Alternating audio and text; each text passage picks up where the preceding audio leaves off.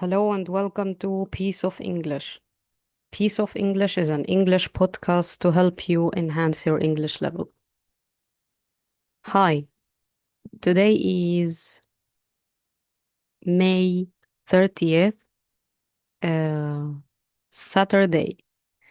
Yeah, I missed the date of the last episode. It was actually on Friday, 29th of May, yesterday actually. So sorry about that. But today is Saturday, 30th of May. How are you doing? I hope you are doing fine. Tell me what you are doing in your weekends. I'd like to hear actually in the comments. Okay, today is our 40th episode.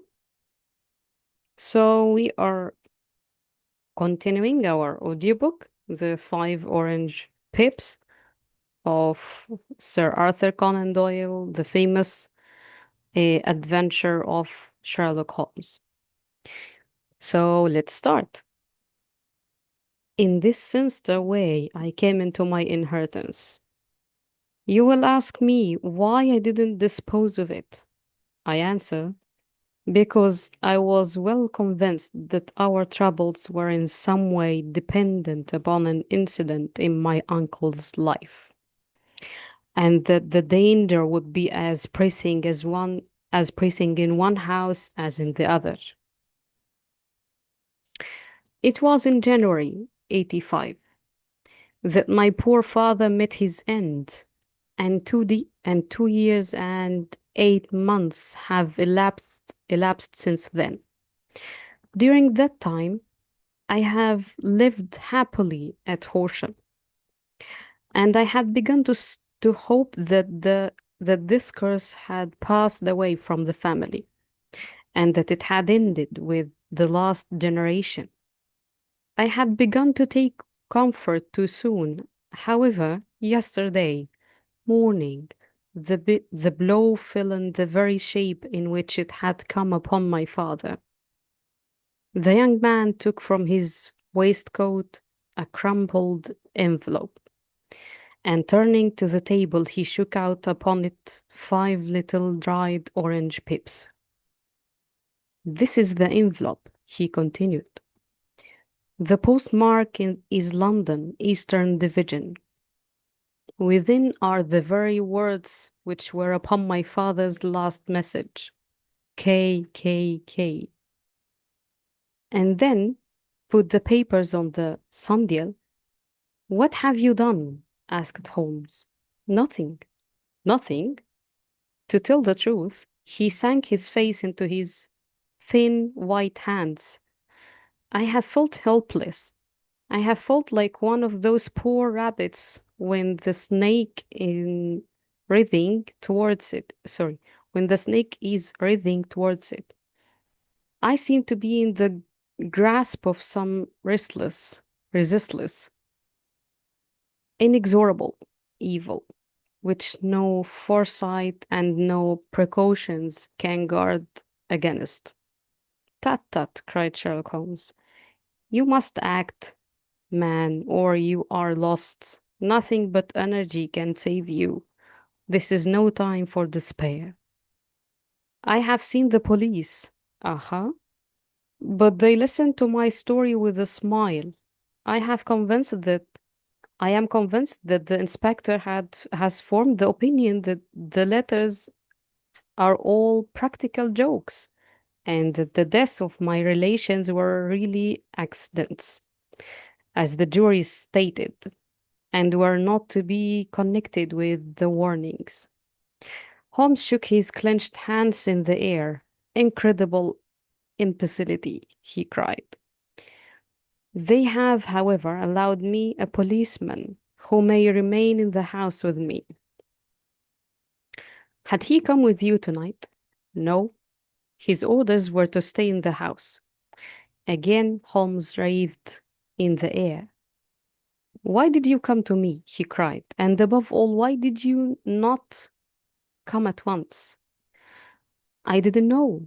It was only today that I spoke to Major Prendergast about my troubles, and was advised by him to come to you. It's really 2 days since you had the letter.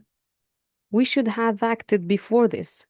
You have no further evidence, I suppose, than that which you have placed before us. No suggestive detail which might help us. There is one thing, said John Openshaw. He rummaged in his coat pocket and drawing out a piece of discolored blue tinted paper, he laid it out upon the table. I have some remembrance, said he, that on the day when my uncle burned the papers, I observed that the small unburned margins which lay amid the ashes were of this particular color. I found this single sheet upon the floor of his room, and I am inclined to think that it may be one of the papers which has perhaps fluttered out from among the others, and in that way has escaped destruction.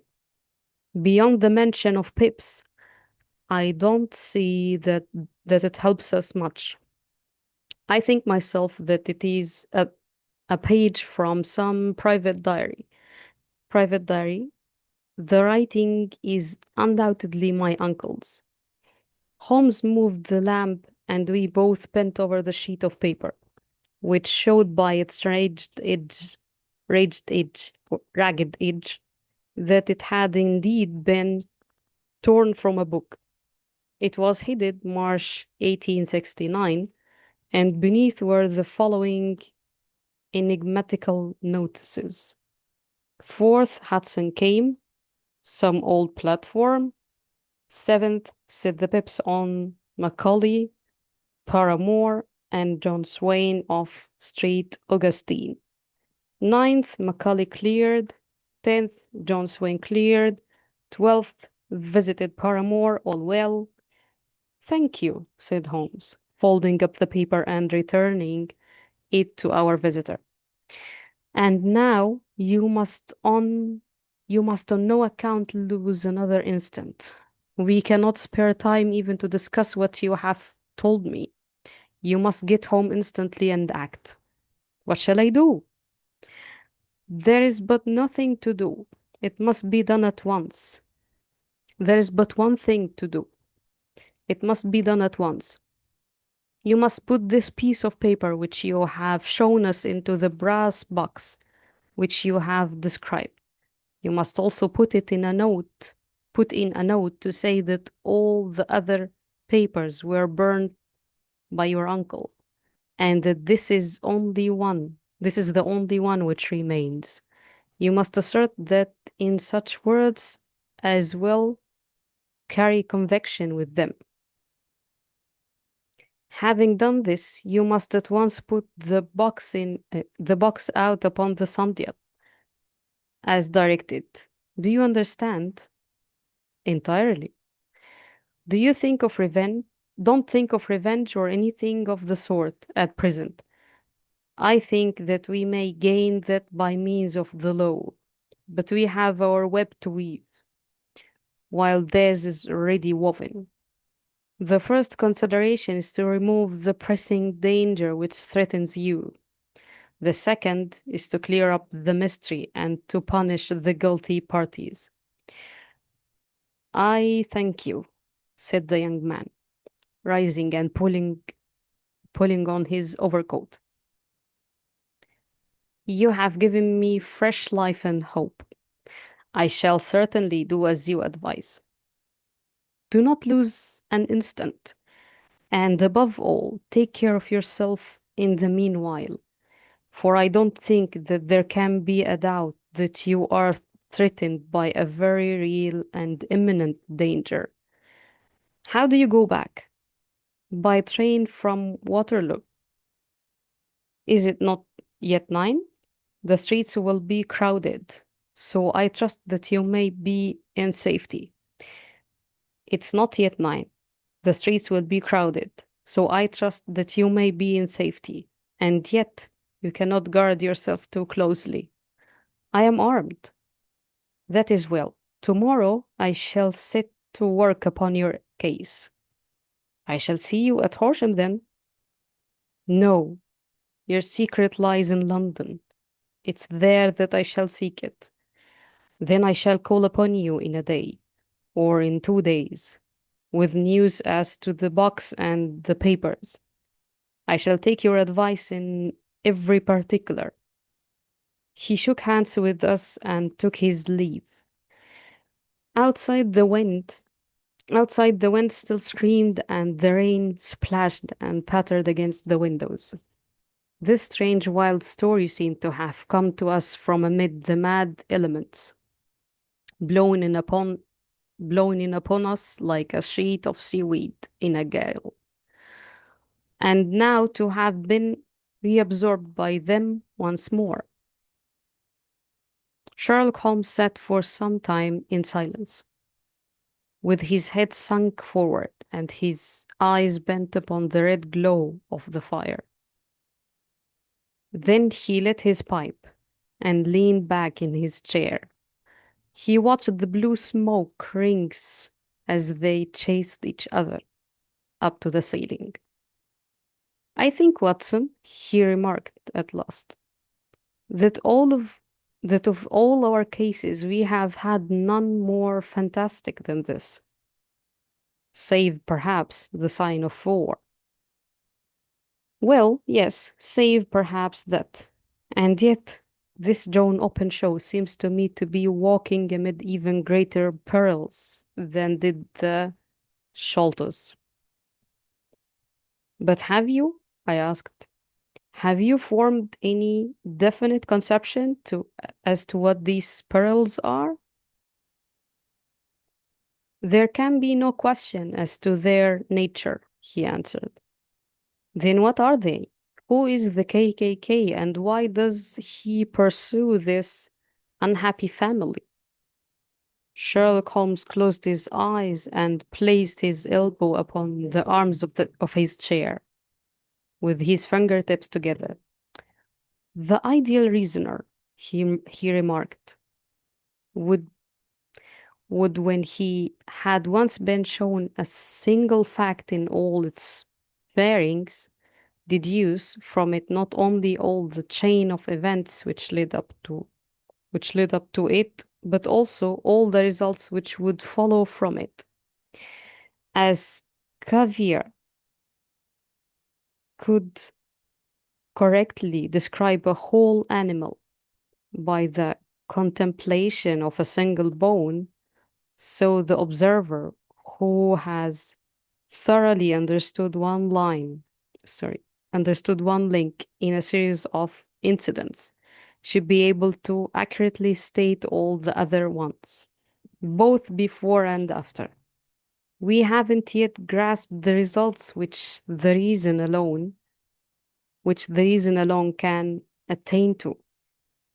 Problems may be solved in the study, which have baffled all those who have sought the solution by the aid of their senses. To carry the art, however, to its highest pitch, it's the necessary it's necessary that the reasoner should be able to utilize all the facts which have come to his knowledge. And this in itself implies, as you will readily see, a possession of all knowledge, which even in these days of free education and encyclopedias is a somewhat rare accomplishment.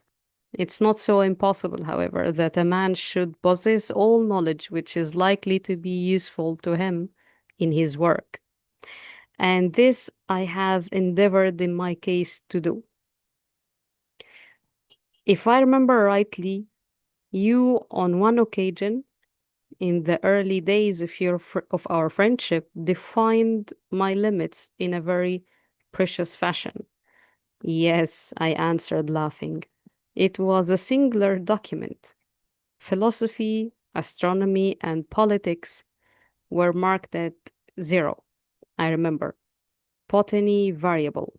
Geology profound as regards the mud stains from any region within 50 miles of town. Chemistry eccentric, anatomy unsystematic, sensational literature, and crime records unique. Violin player, boxer, swordsman, lawyer, and self poisoner by cocaine and tobacco. Those, I think, were the main points of my analysis. Okay, I think this is cool for today. Let's stop here, and in our next episode, we will continue.